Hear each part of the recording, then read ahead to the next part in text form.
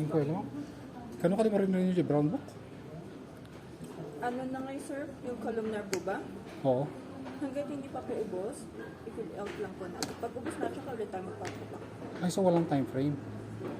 Wala na po ngayon. Hanggang maubos na lang po siya. Ay, kumabos. Tapos yung receipt, may renewal ba yun? Yung kada 5 years? I-check nyo ngayon, sir, kung ano yung expiry na day. Ah, May details kayo kayo, sir. Para pwede natin i-check.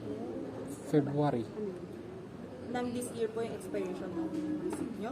Next year. Next year. Resibo? Non-expiry na yung resibo. I know kung mag-expire next year po. Wala na. Pasok naman na, sir. Hanggang maubos. Ay, okay. Hindi pinaramid yung resibo. Wait, Kailan tira expiry na? next year ti February. Haan yan. Aming ti-expiry na kat June 2022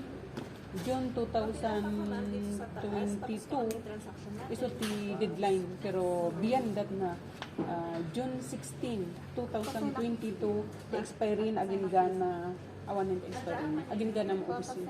Ay, busan nila. Tapos i-renew me. Sa paaram kayo. Ay, okay, okay. ma'am. Di Salamat. resibo. Awan ng expiry na din.